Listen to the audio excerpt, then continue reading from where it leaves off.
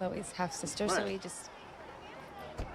Of course. Yeah, Just have Nathan call me, that's fine. Sister. That'll be Can I have fine. a word with you for a second? Maybe we're not so different after all. One of your friends right now, Cam? No, Because historically speaking, man, that shit doesn't go so well. I know. Gastown boys. Don't damage the goods. Supervise! Unless you attack them. Oops. All right, this one's all you. Easy. Sorry. Stay where you are! I would like to continue to write and direct. Like, it can be new every time, you know, because the story is different and the way you see the world is different, and you learn a lot doing your first film directing. Have you ever wondered what it's like to grow up in the shadow of two legends, only to step out and create your own legacy? Zoe Kravitz has done exactly that, but not without facing some shocking controversies along the way. And trust me, by the end of this video, you'll understand why one particular scandal almost derailed her career, and the final revelation about her directorial debut will leave you speechless. I just think, especially as a first-time director, you know, I really wanted to focus on my job, and to do both just seems like a lot of work. Born December 1st, 1988, in Venice, Los Angeles, Zoe arrived into a world already buzzing with fame. Her father, rock icon Lenny Kravitz. He would, whenever he'd come into town and pick me up from school, he would show up like in a sports car and like a netted shirt. It was just every time like, netted shirts. Could you please put on a t-shirt when you come pick me up from school? And her mother, actress Lisa Bonet, were at the peak of their powers. Well, my mom used to do this really embarrassing thing when I was a kid, where we'd be leaving a grocery store or something, and we'd be in the parking lot, and she would start singing The Sound of Music. She just loved how embarrassed I got. If I told her I thought that was embarrassing, she would start to belt. But Zoe's birth wasn't just another celebrity baby announcement. It was the beginning of a story filled with rebellion, resilience, and reinvention. Growing up, Zoe didn't fully grasp the magnitude of her parents' fame. She remembers watching her mom on The Cosby Show, thinking it was just her mom being herself. But one day, everything changed. Lenny picked her up from school, and the entire parking lot flooded with students screaming and pushing to get closer. That's when it hit her. Her dad wasn't just a musician, he was a superstar, and her life would never be ordinary.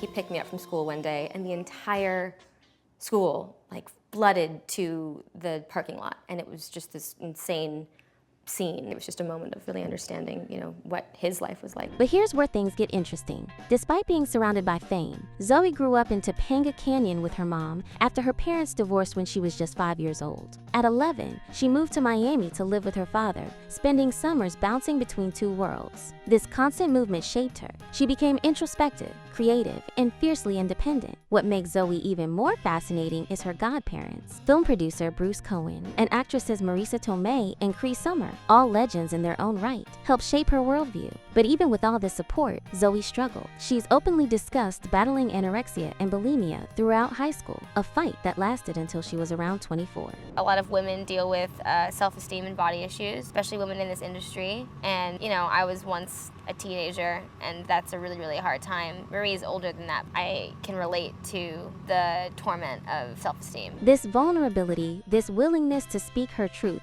became one of her greatest strengths. She attended the Rudolph Steiner School in Manhattan, graduating in 2007, then briefly studied at SUNY Purchase's acting conservatory. But after just 6 months, she left. Why? Because she had auditions, she had work, and she wasn't about to let breathing exercises and stretching classes hold her back. Did you go to acting school? I did for like a second. 1 second. For like 6 months. Because they made you breathe and stretch. And I then did, you're like, yeah, I don't know. yes, basically. That's what I did. No, it was a good program. It was just that I couldn't audition and work at the same time. Her first role came in 2007 with No Reservations, where she played a babysitter opposite Catherine Zeta-Jones. I charge from what I get here, you know. Yeah. Small role, big moment. That same year, she appeared in The Brave One. That's a pretty necklace. But Zoe wasn't content with just acting. At 16, she started making music, eventually forming the band Elevator Fight in 2009. They performed at South by Southwest and The Roots Picnic, sharing stages with legends like The Roots and the Black Keys. Music wasn't just a hobby, it was another outlet for her artistry. Then came 2011, and everything shifted. Zoe landed the role of Angel Salvador in X-Men First Class. she performed wire work, flying across the screen, proving she could handle action and drama with equal finesse. I think it made it really interesting for me as an actor because it kind of raises the stakes a bit, you know? And there's such a relief, I'm sure, for each of our characters when we meet. That same year, she appeared in 8 episodes of Californication, playing Pearl, the vocalist of an all-female band. Zoe was showing the world she could do it all. But here's the twist. Despite her rising fame, Zoe faced a shocking rejection that almost crushed her spirit. In 2012, she wanted to audition for a small role in The Dark Knight Rises. She was told they weren't going urban. That line stung. Years later, she would play Catwoman in The Batman and receive universal acclaim. Talk about redemption. Don't worry, honey. I got 9 of them. In 2014, Zoe starred in Divergent as Christina, a role she would reprise in the sequels Insurgent and Allegiant. That same year, she formed Lola Wolf, a band named after her younger half-siblings Lola and Nakoa Wolf Momoa. The band released their debut album Calm Down in October 2014 Calm down, room's feeling pretty. and toured with Lily Allen and Miley Cyrus. Zoe was proving she wasn't just Lenny Kravitz's daughter or Lisa Bonet's kid, she was her own force. Then came 2015, and one of her most iconic roles, Mad Max: Fury Road.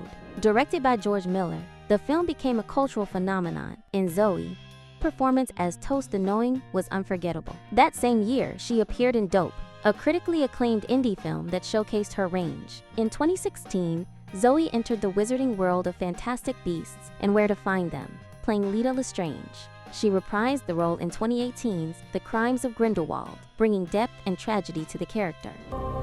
I love you.